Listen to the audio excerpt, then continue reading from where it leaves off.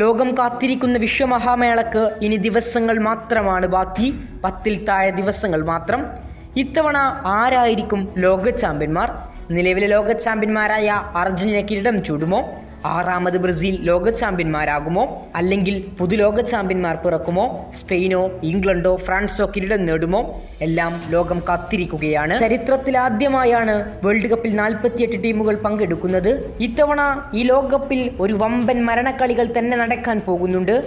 Group റൗണ്ടിൽ വമ്പന്മാരെല്ലാം വിജയിച്ച് മുന്നോട്ട് കയറുകയാണെങ്കിൽ ക്വാർട്ടർ ഫൈനലിൽ കാത്തിരിക്കുന്നത് ജീവൻ മരണ പോരാട്ടങ്ങളാണ്. വമ്പൻ ടീമുകളെല്ലാം ഗ്രൂപ്പ് റൗണ്ടിൽ 1ാം സ്ഥാനക്കാരാവുകയും റൗണ്ട് ഓഫ് 32-വിൽ അനായാസം മറികടന്ന് വിജയിക്കുകയും ചെയ്താൽ ക്വാർട്ടർ ഫൈനലിൽ കാത്തിരിക്കുന്ന വമ്പൻ പോരാട്ടങ്ങളെ നമുക്ക് നോക്കാം. ഒന്ന് ബെൽജിയം സ്പെയിൻ പോരാട്ടമാണ്. നിലവിലെ ശക്തമായ പോരാട്ടങ്ങളിലൊന്നായിരിക്കും ബെൽജിയമും സ്പെയിനും കൊമ്പുകോർക്കുന്ന ക്വാർട്ടർ ഫൈനലിലെ ഈ പോരാട്ടം. 2 ടീമുകളും 1ാം സ്ഥാനക്കാരായി എത്തിയാൽ ബെൽജിയം സ്പെയിൻ പോരാട്ടം നമുക്ക് കാണാനാകും. മറ്റൊന്നാണ് ഫ്രാൻസ് നെതർലാൻഡ് പോരാട്ടം. ലോകം ആകാംക്ഷയോടെ കാത്തിരിക്കുന്ന പോരാട്ടങ്ങളിലൊന്നാണിത്. ഇത്തവണ 2 ടീമുകൾക്കും വേൾഡ് കപ്പ് സാധ്യത കൽപ്പിച്ചിട്ടുണ്ട് ലോകം.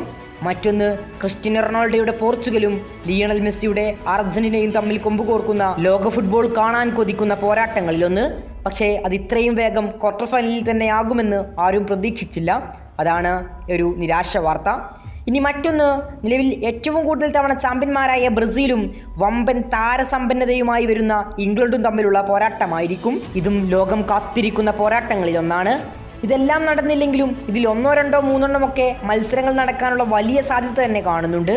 അങ്ങനെ നടന്നാൽ ആർക്കാണ് കൂടുതൽ മുൻതൂക്കം? ഈ പോരാട്ടങ്ങളിൽ ആരൊക്കെ വിജയിക്കാനാണ് സാധ്യത? നിങ്ങളുടെ ഒപ്പീനിയൻ മറക്കാതെ കമൻറ്റ് ബോക്സിൽ അറിയിക്കുക. കൂടുതൽ ഫുട്ബോൾ വാർത്തകളും വിശേഷങ്ങളുമായി നമുക്ക് ഇനിയും കണ്ടുമുട്ടാം.